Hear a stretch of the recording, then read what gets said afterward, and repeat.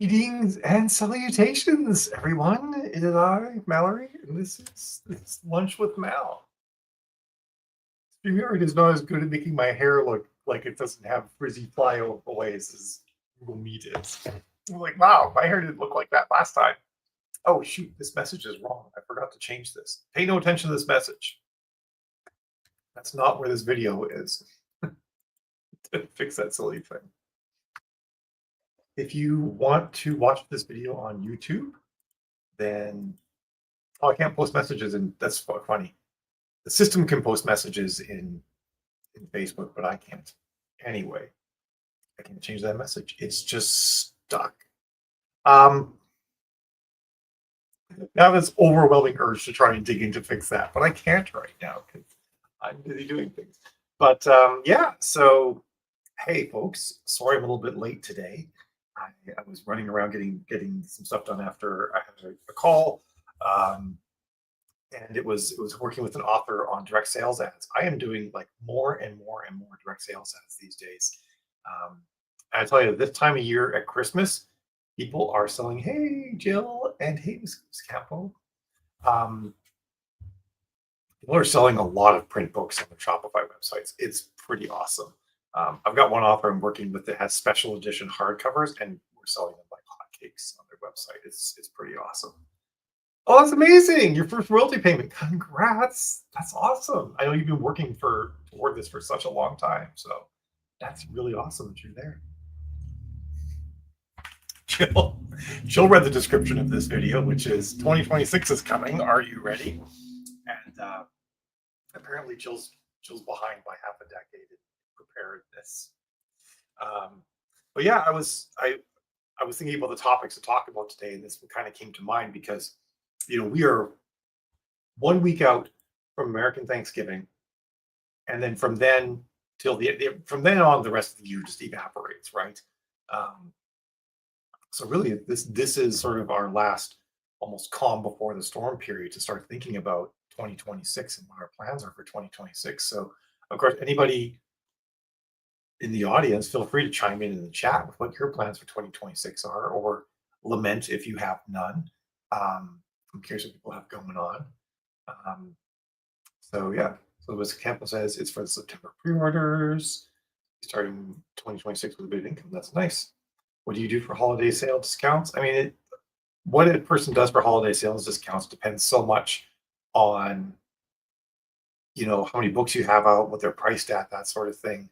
It doesn't hurt to do like a 99-cent sale sometime during December, but you have to decide, like, is it a series of 5 books I'm doing a 99-cent sale, or hoping to get the read through? Is it the only book out? I'm going to do a 99-cent sale in the hopes to sort of build up readership. There's there's a lot of different angles, but I'm generally, other than like very short periods of time, like maybe a day or two, I'm not a big fan of doing free sales. So I'm much more of a 99-cent person uh, in that regard. So I think something about 2026 for a lot of us is that it's got more uncertainty probably than any year since COVID. We're not sure what's going to happen. There's a lot of questions about the economy that people are facing, and a lot of people are taking like wait and see approaches to to their planning for 2026 because you're just like, well, I don't know what it holds, so I'm not going to go and spend a bunch of time planning. But the problem, of course, that is that if you're taking a wait and see approach, you're only ever going to be reactive, right? Like you're not going to have plans in place, even just a general plan or plans in place given certain contingencies. So I really think people should, despite the uncertainty and despite like worry that we don't know what's going to happen next, I think people really should think about, um, from a publishing standpoint, like I need to make a plan for what I'm going to do next year. Sorry, Mr. Camp, I can't quite keep up with everything you got going on here. Um, you could definitely you could sell your paperback at a discount if you wanted to. You're not going to move a lot of them probably. Um, Most people focus on just doing ebook discounts. But I think a big thing that people should be thinking about planning wise is is expanding your active marketing beyond just the United States. Right now, and there's a lot of different reports showing a lot of different things, but generally, a couple of reports are showing this pretty clearly. Consumer sentiment is actually up in a lot of places right now. Canada actually has improved consumer sentiment going into Christmas this year. A lot of Europe has improved consumer sentiment. I don't know for sure about Australia and New Zealand. And the United States has negative consumer sentiment right now, where consumers are expecting 2026 to be worse. And a lot of other places are expecting 2026 to be better. So that consumer sentiment is affecting, people's purchasing plans and whatnot. Um, which means it makes a ton of sense to really think hard about diversifying outside the United States with your marketing and your advertising. A lot of people are doing that with translations. And if you haven't used it or heard of it before, Scribe Shadow um, is a fabulous way to do that. It costs you about $50 a book, give or take a bit, to do the translation. And the translations are very good. They're not as good as if a human did them, but they're also substantially less. And they also have a service that you can get where they'll have a human go over it. One of the things I've heard though is that the people that are going over the translations to make sure it's okay are really just looking for more egregious errors in the translation.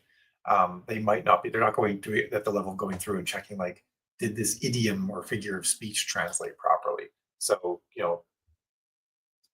take that with a grain of salt using translations. But that's definitely one way that you can move outside the US. Germany's a bit saturated, but France is going strong, and some people are seeing success in Spain and Italy for that sort of thing. But of course, if you don't want that, there's always the United Kingdom. They have a population, about a quarter of the United States, so it's quite a few people. And if you have books that, if you have very Amero-centric books, like books that take place in America and have a lot of Americana in them, those don't do quite as well in the UK. But if you've written stuff that doesn't take place in the States and it's a fantasy world, it's science fiction, it's non-specific about where it takes place, they'll do exceptionally well in the UK. And of course, if you have books written in UK English that take place in the UK, then those do excellent. So it's really makes a ton of sense to actually work on marketing in the UK. I actually work with some authors who do so much better with their book sales in the UK, they almost barely even market in the US at all. So it can go both ways, absolutely. Like it's not only a situation where your best is always the US, and sometimes you can do well elsewhere.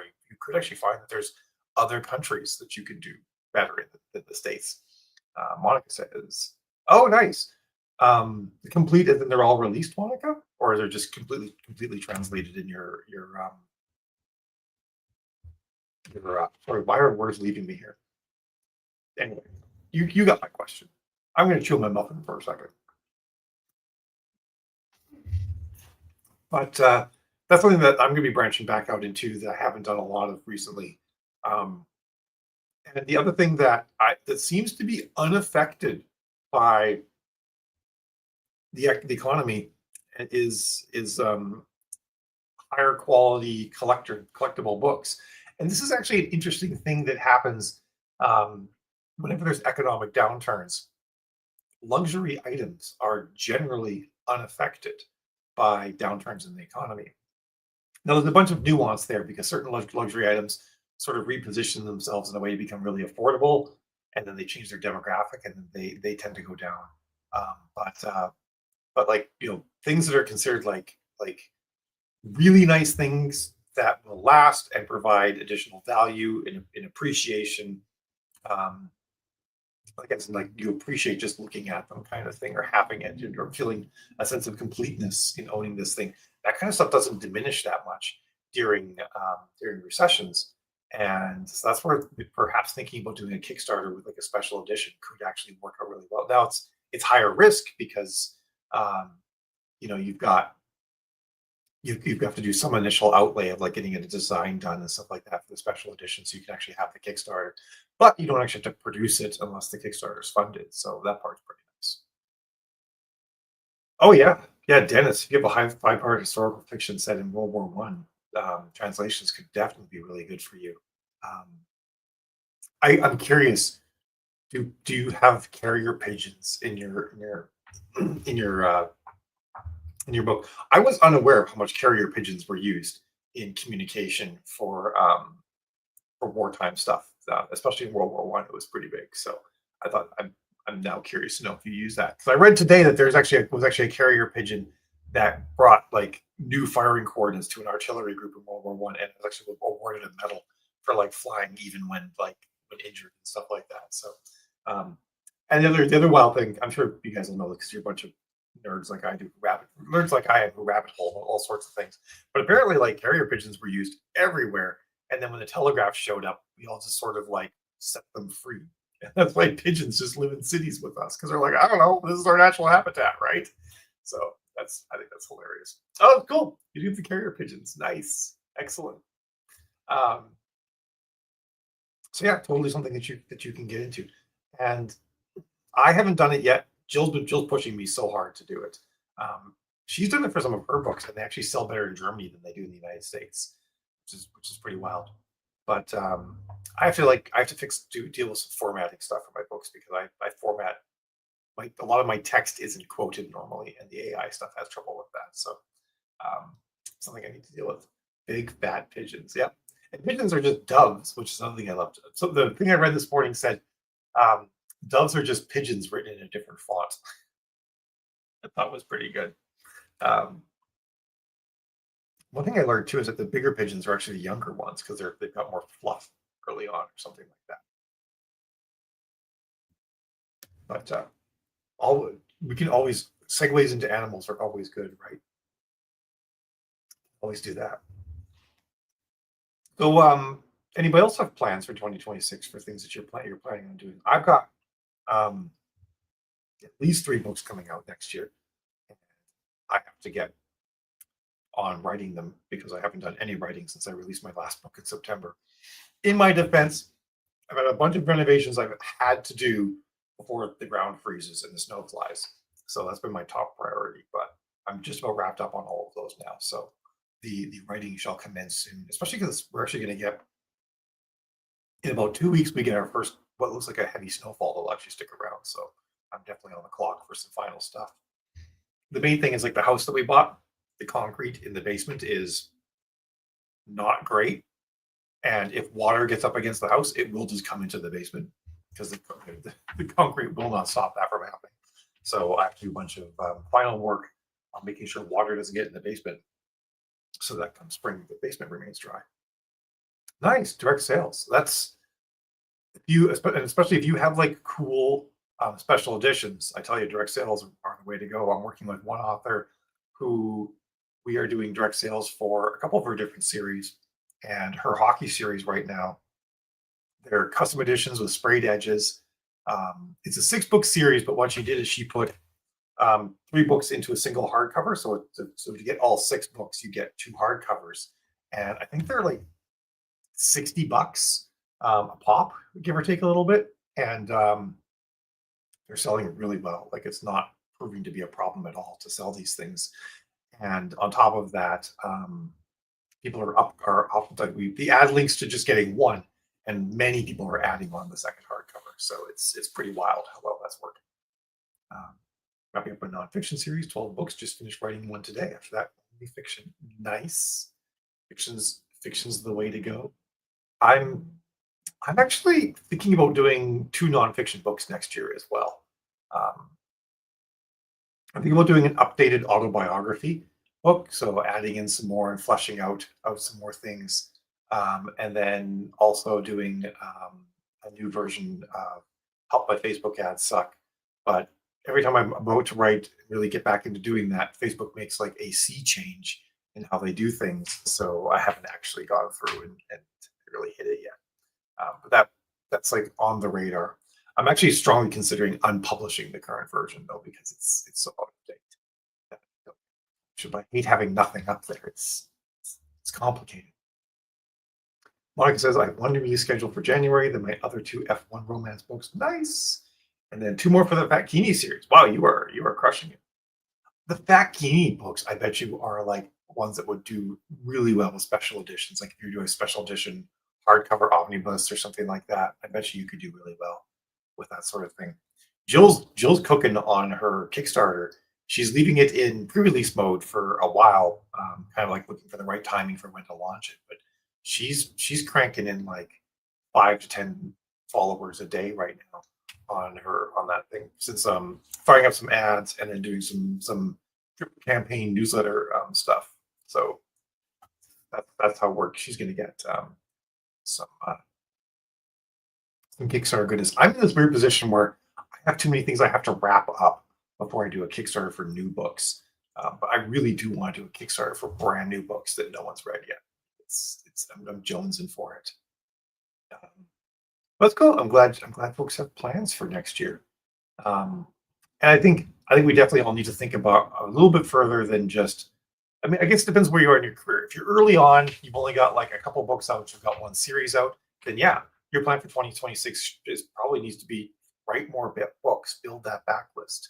Um, Backlist is like makes your income more steady. It adds credibility. It's just an all around great thing to have. And if you're in the zone, go hard on building that backlist. That's what I did in 2018. I just said like this is the year of building a massive backlist so I can just weather things in the future. Um, but once you have that backlist, then you do have to shift your business a little bit, thinking about like how can I make more money off of what I have. Work smarter, not harder. And I think for a lot of us, that's kind of what we need to be doing with 2026 is thinking, translations, making sure I'm marketing to other countries. Um, am I am I keeping like the top of the funnel primed? And I talked last week about how like there's the sales funnel, and this is common sales lingo across the board. Um, and the top of your funnel is like people who might be mildly interested and trying to scoop them up and then funnel down to the people who are definitely very interested and are going to buy or going to read. So if you don't aren't constantly doing activities to fill the top of the funnel, in time, you're going to see the actual conversion events, the page reads, or the sales disappear. And then you'll be like, oh God, what do I do? It's like, well, the thing that you should have done was 3 months ago. You should have made sure you were still filling the top of your funnel. So now it's going to take a bit to fill the top of the funnel again. And even stuff like ads that may not be converting that well are still contributing to top of funnel activities because they're building awareness and keeping your name out there and stuff like that. Because as we know, people don't just instantly buy something the very first time they see it. I mean, some people do, but on average, people need multiple exposures. I still kind of interesting. Like I was talking with my readers in my Discord server today, and they were talking about when they first started reading my books, and a shocking number of like my hardcore Facebook readers, or not Facebook readers, book readers, came from Facebook ads, and they all talk about how they saw the ads multiple times and it finally wore them down, and they got into it. Like no one has ever said to me, "Yeah, I saw your ad once and I just clicked on it." They're like, "Yeah, I saw your ad like 4 or 5 times and I finally decided to give it a shot." So that process takes build up. So if you kind of stop any top of funnel activities, um, starting up doesn't give you instant results. You're like, oh shoot, I have to do this thing. I need to hop these groups. I need to like do some swaps or some book funnel promos or something like that. You're not going to see like these instant results. It's going to take time. So yeah, it's kind of wild. That's how it works, isn't it, Monica? I'm glad your ad's doing great, Judy. That's great news. Um, so where was I going to go with this?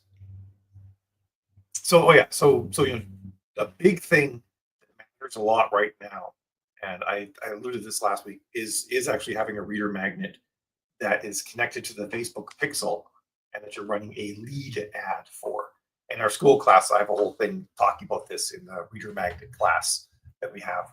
But it's becoming increasingly important to do that. So if you do anything next year, I think my biggest recommendation is committing to $5 a day for a reader magnet ad that just not only gets you new people into your mailing list and hopefully gets people reading a reader magnet, loving what you write and keeping on going, but also helps prime Facebook to find the right people, and it'll actually make all of your ads work better by doing that. Oh, cool. That's awesome, Judy. Claude's getting pretty good. I have to admit, it's of all the AI tools, Claude's my favorite right now. I find that he does the best with creative work. Mentioned a few weeks ago that December 8th, 10th is optimal time for ads next month. That's can't remember the exact context of when I said that, but basically, what it kind of ties into is that starting next week, um, you don't want to start any new ads because you're going to be in hot competition with the most expensive Black Friday ads that are running. So basically, today or tomorrow is kind of your last time right now in November to start new ads. I would not recommend starting new ads next week. Um, they're just going to have stupid CPCs. I still remember this one time for like an unknown reason. This was probably back in 20. This might have been in 2019 actually that I did this. It was Thanksgiving Day. I was sitting at the kitchen table, and for some reason, I decided this was the perfect time to clean up some of my old ads and get rid of some tests I've been running and stuff like that. And so I went off and deleted a bunch of ads. And then I realized that my two best performing ads for one of my best lead in series had been checked off. I deleted them as well. So I frantically, there's a way of like looking at deleted ads on Facebook. You can't just turn them back on, which is insane. You should be able to turn them back on, but you can go look at deleted ads. Um, and I recreated these deleted ads on Thanksgiving Day, and my CPCs were 40 cents a click. And I was never able to do anything to get those ads to come under 40 cents per click. And this was back when getting ads to be in the low teens was super easy. And there's just something about starting ads at these suboptimal times, like Thanksgiving week, that will cause them to learn wrong and never correct themselves. So next week's out. Cyber Monday is still a pretty big thing. A lot of people are running, like a lot of companies running a lot of hardcore Cyber Monday sales. So that's kind of what I'm like. I'm kind of like Thanksgiving week and the first week of after that are kind of like written off. So 8th to 10th really is your best time for starting new ads to then get them to cook right before Christmas. You know, in the week of like the 14th to the 20th, and then that final week leading up to Christmas. So that's kind of what I was saying with that. And I mean, if you don't get something up and running between the 8th and the 10th, still try later on.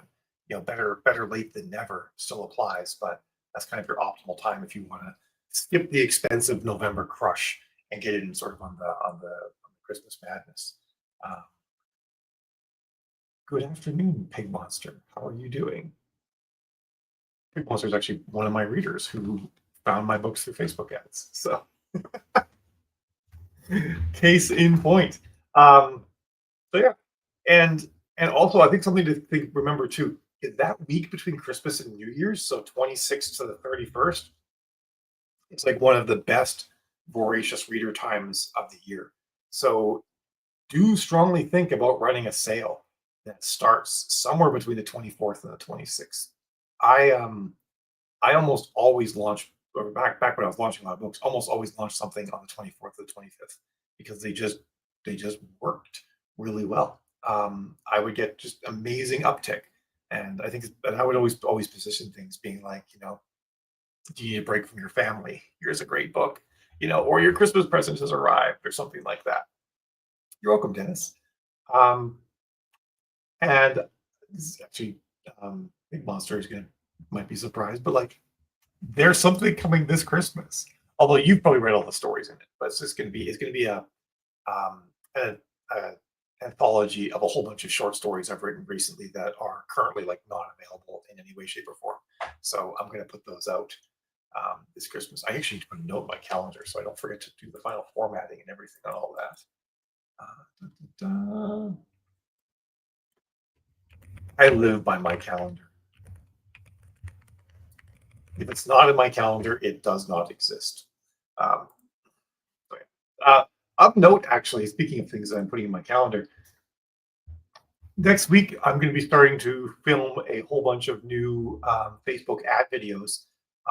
That's sort of like the basics of Facebook ads and understanding how they work now and stuff like that. And then she'll actually be putting them up for free in an online classroom thing. And that might be something that either you guys might like, or if you have some people who want to get into running Facebook ads, we're going to have that up for everybody, whoever wants to see it for free. So that's a cool thing that we're doing as well. Oh, I I'm sorry, I made a mistake. Look at it. I just lucked out that was in the new releases. Ta-da! Well, there you go. Organic also works. So yeah, so next week I'm actually gonna start recording videos for Facebook ads for everybody. Um, and so that I think that would be pretty cool. You know, have that out there for everyone to get. And then we're going to um, for our main storytellerlab.net site, we're actually going to be doing a live Facebook ads class again. So just completely and only focused on Facebook ads. A lot of like what I talked about last week's lunch with Mel, diving into a bunch of that stuff and more, um, and sort of setting like the new foundation for how to do Facebook ads in 2026, kicking off um, in January. And I'm gonna like spend like the 3 weeks leading up to that, just like living inside of the Facebook sphere with all the speculation and rumor about what Facebook's going to do next year. So like I'm as well prepared as possible because um, I can't imagine they're going to make a sea change again next year like they did this year because they by switching like there's they just switched everything over to AI and that changed everything. But there's not like another thing beyond AI to switch over to. So I think we're entering into a period of stability. Um, but I'm going to like lose myself in the conspiracy rumor mill just to make sure that there's not some sort of nugget in there that leads me to think that Facebook has got something planned. But I'm pretty stoked about that. I'm looking forward to sort of making like the new definitive. Here's the state of how to do ads right now, um, because I think that it's gonna be really useful for everybody to sort of have a place to level set and like, okay, here's the latest state of everything, because things have changed so much. But I was actually just talking with an author today about we're going with their ads. And I'm like, isn't it nice that like things just sort of consistently work again? Like the thing that should work just works because that's been an uphill battle. I tell you, this year's been rough. Um, this summer, I was like thinking, I was talking to Jill. I'm like, do we need to like find something else to do to market books other than Facebook? But it's definitely improved. So if you've been hearing a lot of doom and gloom, people saying Facebook ads don't work anymore, my experience is that you're on an upswing, and they are becoming more effective again. And part of that is also the time of year. We're moving into like the best time of year for Facebook ad performance, but it's also like upswinging like I would expect if ads are working well. It's not just kind of getting back to like an acceptable place. It's like doing what ads are supposed to do at the end of the year. So uh, this year it has felt like death by a thousand cuts. I completely agree, Monica. It's been a rough year, absolutely.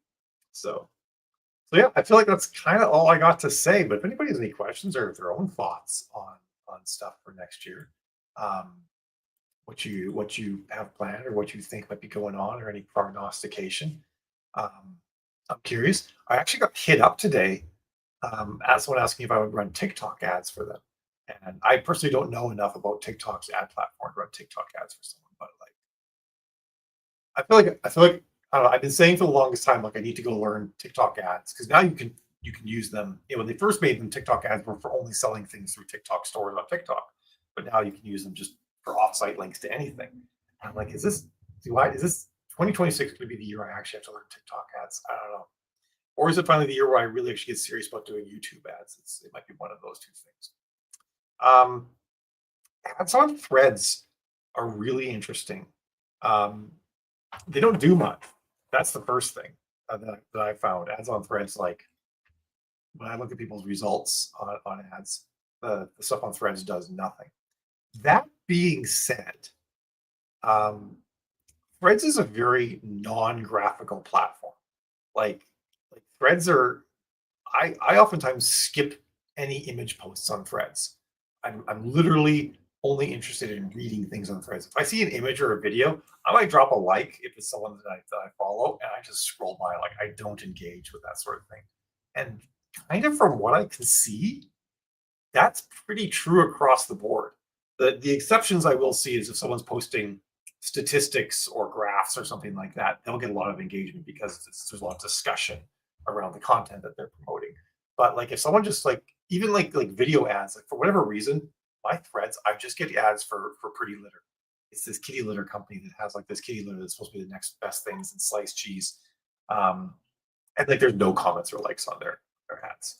Um, so I personally feel like if Facebook were to allow us to do text only ads to threads, they would do really well. But we have to put a freaking image or video in there. And I just feel like with that, it's just not going to work. Um, so kind of where I am. I think we're kind of stuck. Facebook really needs to realize that images and video don't work on threads and that we need the option of doing text only ads on threads. I have considered making like a thin black bar and making that my ad because it's like a little black image and that's the image I upload. Although some people use threads in white mode, so I don't know if that'll work. But you get my point. Like some sort of like the most basic image I could possibly get away with. Um, but anyway, that's yeah, I agree, Rebecca. Actually, my threads ads are also kind of blah. The stuff I get, like I said, it's all litter. Like I shop for things other than kitty litter. Honest. Um, see, social media gurus predicting that 2026 marketing will essentially be focused on storytelling and ad copy. Do you have any thoughts on that? I mean, I've been saying ad copy is storytelling for years now, Chantel. So, um, right, like my whole thing has always been, I mean, not always, but like for at least the last 3 years has been your best primary text is an excerpt. And we need to show, not tell, right? Like we need to show that we're storytellers. We need to show something that causes people to have an emotional connection to our reader. And so I feel like I've been saying that for ages. And now we have a second reason in that we need to explain to the AI what the hell our books are about and that they're books so that the AI shows it to the right person. Um, but yeah, I think that that's always been true. That storytelling has always been the most important thing in advertising. Even OxyClean, like right, those are some of the OxyClean commercials. Those were all about storytelling, right? They had the set, they had the washing machine, they had the dirty clothes. They were showing like, oh, how this is such a big problem. I mean, it was bro marketing, but it was a story. Those ads were always telling us a story, um, and I think that maybe people are kind of waking up to how we actually need to do ads all along. Uh, but other people are saying some sort of other nuance to that that I'm not quite getting. But but yeah, I think more. I suppose more than ever, it's super important because our targeting options have gone away. So our ads have to really focus on filtering out as much as anything else, and that storytelling is what's going to filter out as much as anything else. Dennis, more reader magnets for sure to be building that backlist fundamentals. I agree. That's got to be the big thing, and I need to do it too. I have I have a ton of like major series I've written that have no reader magnets. I have some very good reader magnets, and some of my reader magnets are awesome and don't connect as well as to the series as they should. So I have work to do there too. I think reader magnets are going to need to be a pretty big thing. One of the things I always do with my reader magnets, to my detriment, is I start them too far away, timeline wise, event wise, character development wise, too far away from book one. Um, because I was thinking to myself, well, if it does well, I can fit a whole series in here. So I give myself the room for a whole series. But what I really need to do is I need to write reader magnets that happen like 5 minutes before book one starts, kind of thing. So people can read the reader magnet, which cannot be a prologue or a prelude. It has to be a complete story, and then go right into book one. So that needs to be a major focus for me as well, because tuning that pixel is becoming just so much more important for for ads, because we need that conversion event further down the funnel of a lead generated to help tune Facebook for who our ads should be showing to. Yeah, I think a lot of us don't use BookFunnel as much as we should. And Jill's amazing with BookFunnel. Jill, like, um, even goodness, this would have been in 2018 or 2019. Jill used BookFunnel and a reader magnet to build a 4,000 person mailing list before she launched book one in a series. So when book one came out, she had like a 4,500 person mailing list to hit with. So it's the thing to do for sure. Is be building that list. And whenever I talk to someone who's like launching a new pen name, I'm like, cool, how big's your mailing list? And they're like, oh, I haven't launched the pen name yet. I'm like, wrong. You're not doing it right. You got to build that audience first. I mean, you don't have to, but you're going to hit the ground running versus starting out at a crawl. It's all there is to it. All right, but I should jet. My voice is, for whatever reason, is really scratchy. I need some tea or something. Um, you guys have an absolutely fabulous American Thanksgiving if you're in America, and if you're not in America, I hope next Thursday is perfectly typical for you.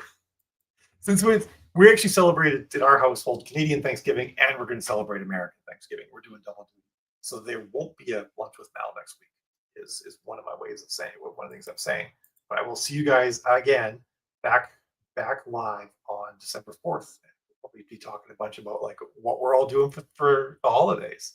So have yourselves a absolutely fabulous weekend and day and everything. And I'll see you guys in a couple weeks.